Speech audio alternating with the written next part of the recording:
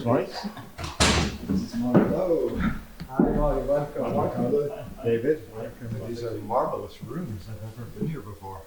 Yeah, it's the Cains quarters that have been now used by the economic faculty for their teaching. It's remarkable to be in the room where he wrote some of his books and articles, and see we have some books here from the Marshall Library. Yeah. First editions and critiques of the economic consequences. Yeah, here's the monster volume we've written as a critique. Keynes, I think, takes us back to important political economic principles. I think his approach was something that's always guided people of my views, which is that what matters is not, as he says in the book, the animosities that people seem to enjoy, the collective animosities that people seem to enjoy so much, but individual happiness. And that approach of not caring much about who we hate, but caring a lot about how happy other people are, is something I think is very important. The economic consequence of the piece as a book, I believe, is still relevant today because it marks a moment in history of an important transition between an old regime, at the time the age of empire, to a new regime, the age of nation states. It was a long and difficult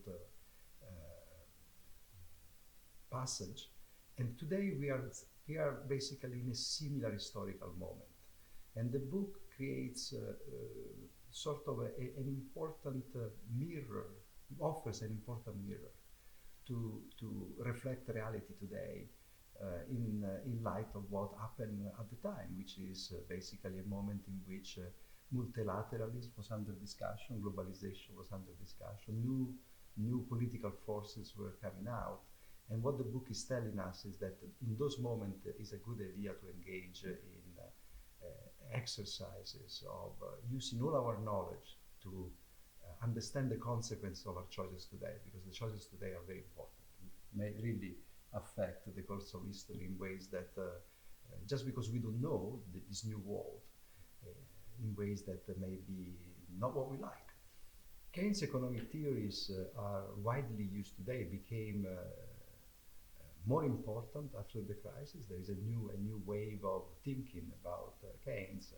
But I want to keep focus on the book and this aspect of Keynes that would be today very relevant, even if you have not written the general theory and the theory of stabilization, because again, the book offers a rare example of how one can use different disciplines, facts, history, theory, to really trying hard to understand the future. And this passage is always something that combines realism, I would say even a cynical attitude, together with some audacity in thinking of scenarios that are not familiar to us. So the book is a good example of this. The economic consequences is more relevant today than it has been at almost any other time in recent decades.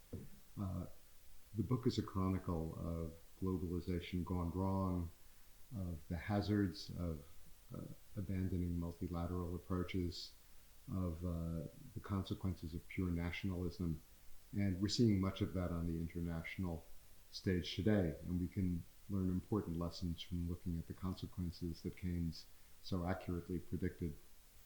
Keynes's theories remain amazingly relevant.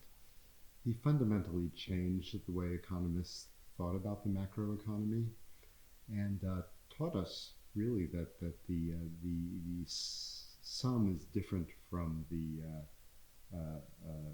constituent parts. And that's something that's important in macroeconomics to this day.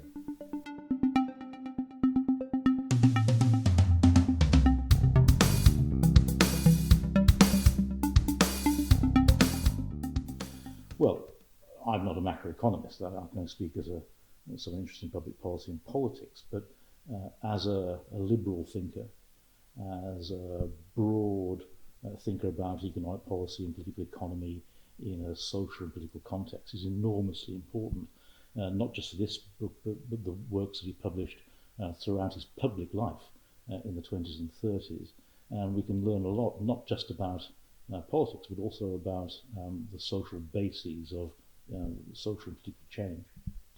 I studied in Italy, and so I was brought up in great admiration of Cains Theory. Then I studied in the US with Tobin, so all my life I've been very close to thinking of Keynes. This means that one can accept criticism, one can also have critical views about Keynes without, however, missing the main lessons from the theory. I wish we had today the condition for a similar miracle, some kind of new theory coming out of the challenge from the crisis that could help us understand in the future better.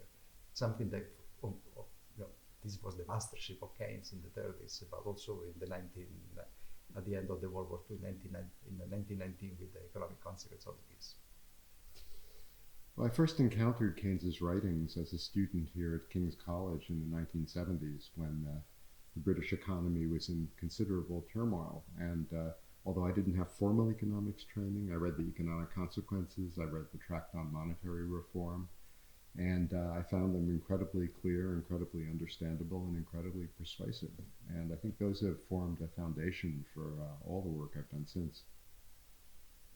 Well, it's published at an era when globalization was coming under massive pressure and people were making big decisions about the future, making them in an atmosphere of nationalism and populism, which was affecting those decisions. And it's a warning about what not to do in those circumstances. And we are in very similar circumstances now.